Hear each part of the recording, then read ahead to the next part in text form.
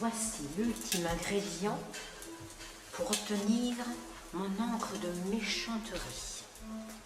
C'est le fermier voisin qui m'a expliqué comment le trouver.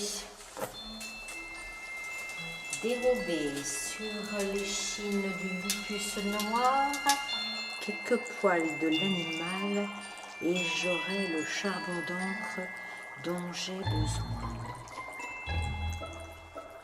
Mais ce paysan m'aurait-il trompé? Il semblait pourtant connaître l'endroit où trouver la bête. J'ai attendu toute la nuit que le loup passe. N'aurais-je arraché que quelques poils de sanglier ou de chien errant? Peu importe, nous verrons cela plus tard. J'y songe. Ne m'a-t-on pas amandé d'écrire la légende de la ceinture verte? Voyons voir.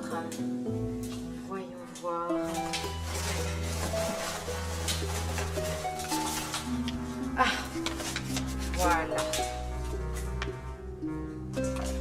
Mon grand livre doit porter la trace de l'écrit.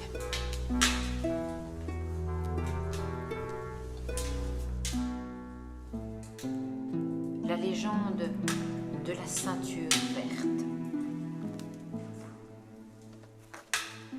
Il s'en venait de loin, sur le chemin désert. À ce qu'il prétendait, il était colporteur.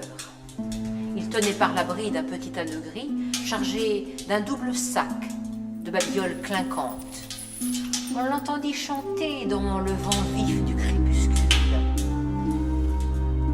Le ciel tout autour était rouge mauve. Il entra dans la cour et cria: Eh bonsoir le monde, c'est le marchand de gloire et de beauté qui passe. La fermière sortit sur le seuil de sa maison. L'homme la salua, son chapeau haut levé. En ouvrant sa besace, il chanta en nasillant: Bonsoir la belle dame, j'ai de longs gants pour les pleurs, tissu doux, joli drame, robe, chapeau et fausses fleurs, c'est la tournée du roi de cœur. Il fit tourner autour de sa tête une ceinture verte. La fermière retint un élan de sa main. L'homme décidément ne lui faisait pas confiance. Et elle dit: Grand merci, je n'ai besoin de rien. Elle ferma la porte et poussa le verrou. Un souffle de bourrasque aussitôt se leva. L'air s'obscurcit d'un coup. Le tonnerre gronda et fit trembler ciel et terre. Les éclairs crépitants trouèrent les fenêtres. Et la maison grinça comme un bâton fourbu. La colère dehors dura toute la nuit. Le lendemain matin, il faisait calme et doux. La fermière s'en fut donner du grain aux poules. Or, comme elle sortait, elle resta bouche bée à regarder la porte. À la poignée pendait une ceinture verte, celle que le marchand avait voulu lui vendre. Elle la prit, la tourna, la retourna. Elle était de cuir fin. Sa boucle semblait d'or. La voix de son homme derrière elle la fit sursauter comme une enfant prise en défaut. Cette ceinture-là est un porte-malheur. Laisse-la, bonne femme. Cours à ton travail, tes bêtes crient famine. Elle obéit et oublia. Au soir, dans son grand lit, tandis que son mari ronflait à côté d'elle, les yeux ouverts dans le noir, elle pensait: Je pourrais peut-être l'essayer. Quel péché y aurait-il? Je ne la vole pas. Je la prends, la place autour de ma taille, me regarde un peu dans le miroir d'en bas, je la remets à sa place et je reviens dormir. Elle se leva, descendit l'escalier sur la pointe des pieds, ouvrit sans bruit la porte. La lune brillait tant qu'on aurait dit le jour.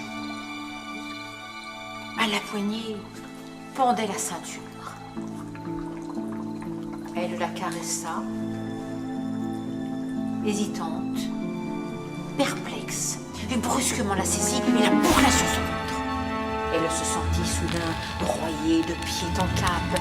Elle entendit craquer son crâne et ses vertèbres. Elle ouvrit grand la bouche, voulut crier, ne put, tomba à genoux et vit des griffes au bout de ses doigts et ses mains hérissées de poils raides et fauves.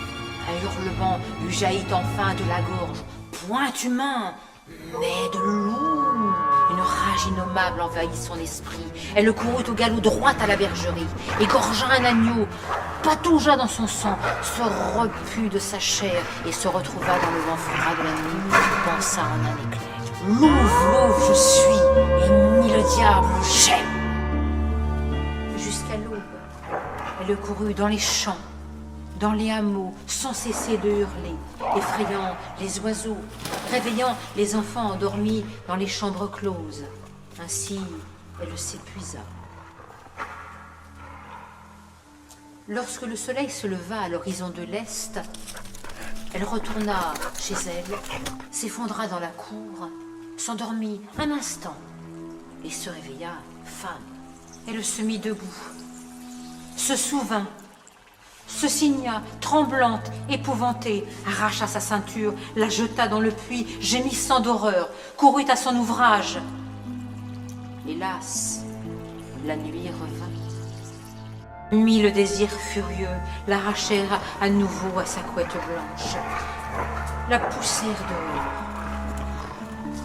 La ceinture était là, accrochée à la porte. Elle la serra au-dessus de ses reins, joyeusement féroce, au bon sang des bergeries voisines. Et 7 ans,